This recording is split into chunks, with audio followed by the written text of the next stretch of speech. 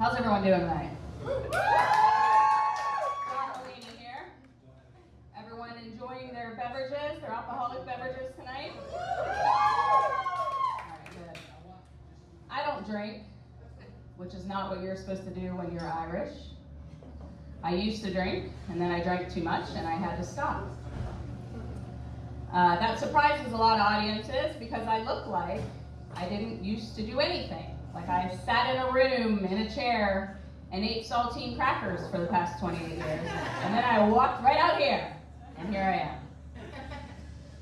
But if any of you are thinking about quitting drinking, there are two things you need to keep in mind. The first thing, you no longer have a good excuse when you do stupid shit and you're shit-faced. Like you can no longer blame it on alcohol. Like, oh, sorry about that last night, man. I was just really shit-faced. Nope. That get out of jail free card is gone. And now you just say, sorry about that last night, man. I'm just really loud and mean. And I will probably do it again.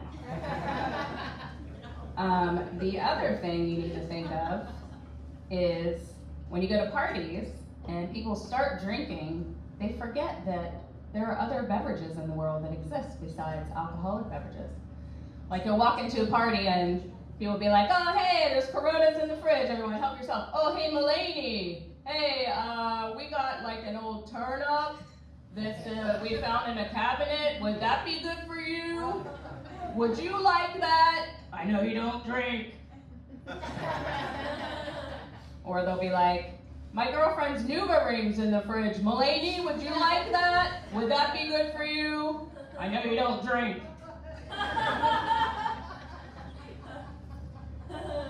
Yeah.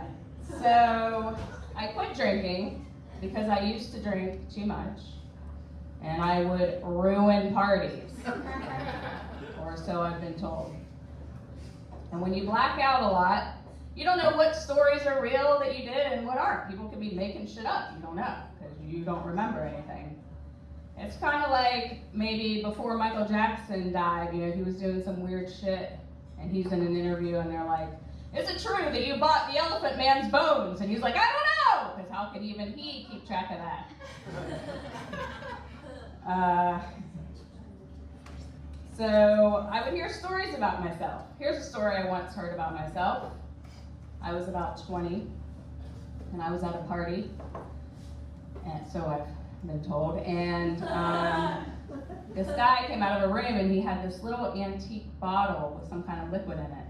And he's like, hey everyone, is this whiskey or perfume? And apparently I grabbed the bottle, went like this, drank it all down, and I said, it's perfume.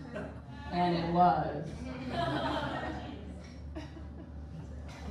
Another story I heard about myself, this one happened in high school. I was in high school, I was a senior, and there was this kid, he was a sophomore, his name was Jake McNamara. And his dad, Mr. McNamara, was a teacher at the high school, and he was an asshole. And one weekend, the McNamaras went away for a weekend, which you should not do if you're an asshole and you're a teacher. So his son, Jake, decided to throw a party at the house. So me and all my friends got together and we're like, we're gonna go over and destroy the place. So we arrive at the party. Everybody I ever met is there. Everybody is drinking like it's the freaking end of the world. People are drinking like it's the Civil War and the doctor's on his way to saw everybody's legs off. So yeah, everybody is hammered. Hang on, sorry. Okay, so I go down into the basement and there's a pool table down there. And this guy goes running up to the pool table, jumps on it, and breaks the pool table in half. This other guy finds out what bedroom is Mr. McNamara's, and he goes up there and takes a shit on his computer. So the party is going great. So I'm standing in the basement, and I'm holding a red Solo cup, And I'm starting to black out like I used to do, and I'm swaying back and forth. And all of a sudden I hear somebody yell, something, something police. And with a brilliant mind of word association, I say, fuck the police! Fuck the police! And everybody joined in. So there's a whole group of white children yelling, fuck the police, in this suburban Chicago basement. Well, then we quickly realized the reason somebody yelled something, something police is because the police were there.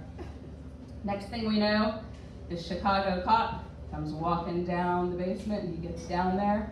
He's looking at a sea of white toddlers yelling, fuck the police, in his motherfucking face. And he was almost impressed. He went, and then he went into his walkie-talkie. Get the paddy wagon. Well, then my friend John, who is now a father, he now has a baby, grabs a 40, smashes it on the ground, and yells, scatter! So everybody's running in every direction. People are going this way, people are going that way. Everyone's running in every direction. It's like when the humans come down into the kitchen in the movie Ratatouille, and the rats all start running in all different directions. So I start running.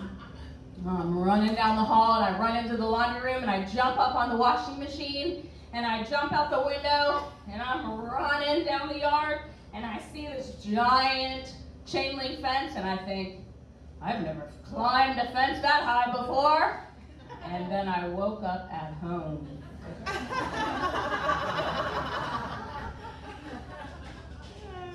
So on Monday, I go to school, because, that's what we did back then. And who do I run into first thing in the morning? Fucking Jake McNamara comes running up to me. Hey man, were you at my party Friday night? And I'm like, no, like a liar. And he's like, they destroyed my fucking house, man. My pool table is broken. Somebody took a shit on my dad's computer. But the worst thing is, somebody took an antique photo of my grandmother. My parents are freaking out. And I'm like, oh, shit.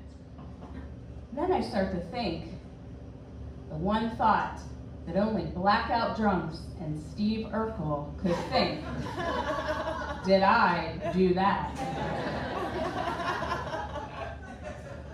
And then I think, no, there's no way I could have done that. There's no way. Well, I don't find out till about 2 years later what really happened. All right, relax. So 2 years later, I'm at my friend Alex's house. We're just playing video games. It's 2 years later. We're graduated from high school. And he's like, hey man, I need to show you something. Come in my room. I'm like, all right, man. So I go in his room. He's like, come over here. He takes me into this little side room off his bedroom, which, is never a good thing. So I go in the little side room, and there is, from ceiling to floor, on every wall, antique photos that he has taken from parties over the years. And I'm like, why? Why did you do that? And he looks at me and he says, because it is the only thing you cannot replace.